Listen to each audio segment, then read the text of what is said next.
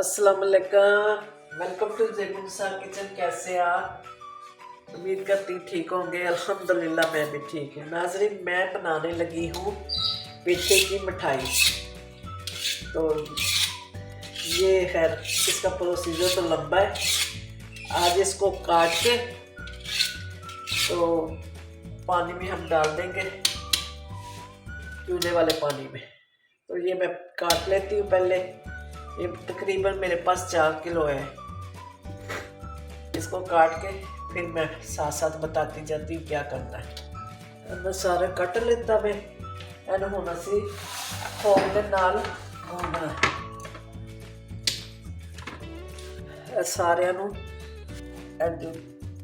अच्छी तरह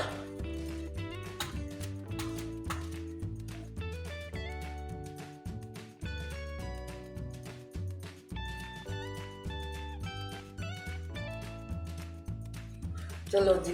पानी मैं ले लिया।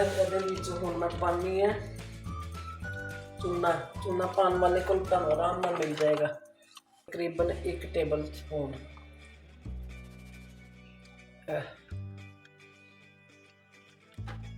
खुलिया है। अंदाजा नहीं सुक्का ही मिल जाता वे।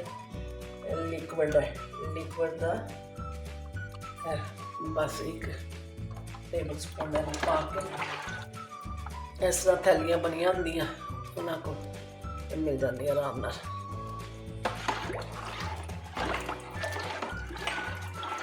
इन्हूं मैं कर लिता मिक्स अच्छी तरह। हुण इहनूं असीं डिप करना है। रात पूरी इहदे च रहे। पानी मैनूं होर जरूरत पेगी तो मैं पा लांगी। सुबह इहनूं अच्छी तरह 2-4 पानी धो के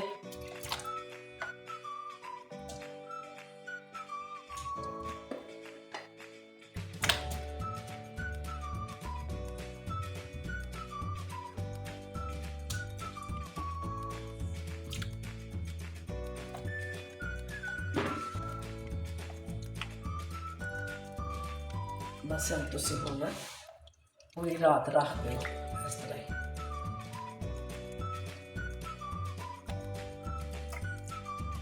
मन नहीं लगता कि पानी की ज़रूरत है, नहीं बहुत है।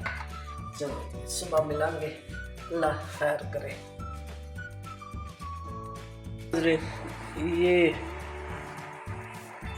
इसको मैंने रात को भिगो दिया था। अब मैं बच्चे कह रहे हैं ज़रा छोटा कर ले, फिर कोई पकड़ेगा तो पूरा नहीं खाया जाएगा। तो वैसे बड़ा मुझे अच्छा लगता है। तो इसको फिर अब मैं वॉश करती हूँ चूने का पानी इसको निकाल के, इसको वॉश करके तो छोटा कर लेते हैं।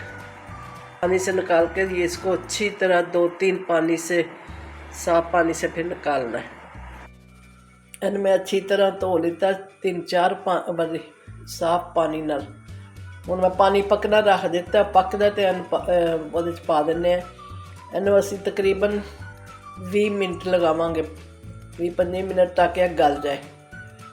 पानी पकना शुरू हो गया। मैं इहनूं पा दिन्नी इहदे च। 20 मिनट तकरीबन असीं पकन दांगे।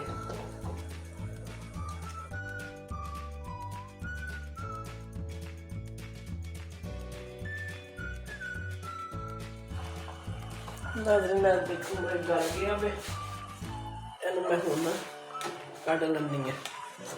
स्टेनर च कढ़ के ना पानी खुश्क हो जाता है।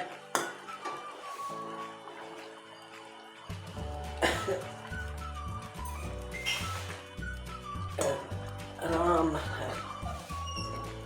कट लाए दे। बिस्मिल्लाह रहमान रहीम।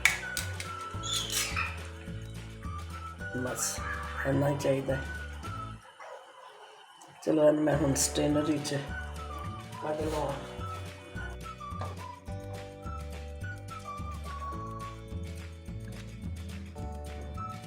1 किलो चीनी मैं लई है। मैं सुका लैनी है शीरा लौंग।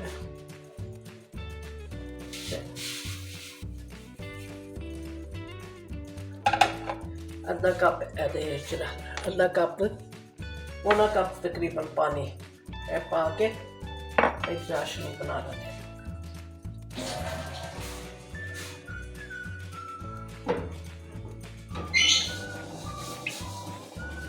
ਹਲਵਾਈ ਬਰਾਬਰ ਦੀ ਪਾਉਂਦੇ ਨੇ, ਜਿੰਨੀ ਚੀਜ਼ ਹੁੰਦੀ ਹੈ ਨਾ ਉਨੀ ਨੂੰ ਚੀਨੀ।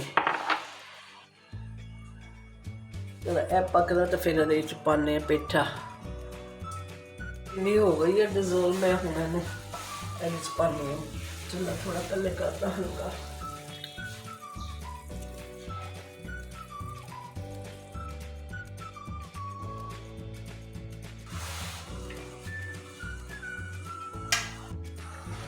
पकना शुरू हो गया, फिर उन्हें पानी खुश्क करना है। चलो जी मेरा तो पेठा हो गया है तैयार। अभी दाल भी बच गई है, बस एक मिनट होर दे देनी है तो फिर कटने हो गया। हूँ मैं चूल्हा कर देनी है बंद, तेन स्टेनर पहले कड्डांगी, ठंडा करांगी, फिर तुहानूं दसांगी। मैं कढ़नी है ताकि ठंडा हो जाए। बिस्मिल्लाहिर्रहमानिर्रहीम। जितना भी शीरा बाहर निकल जाए।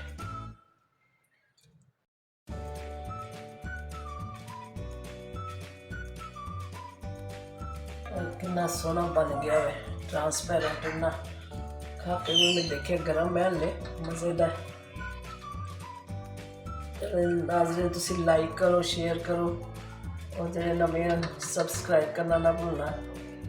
तो मिलने हैं फिर इंशाल्लाह अगली रेसिपी लेके आवांगी। जब तक बस मैं इजाज़त चाहवांगी। जींदे रहो, सलामत रहो। है कि ना मैं 3.5 ਦੇ ਵਿੱਚੋਂ ਇਹ ਬਣਿਆ। मेरे ख्याल इसलिए होएगा ना वजन पौने को 2 किलो, डेढ़ किलो तो होएगा ही।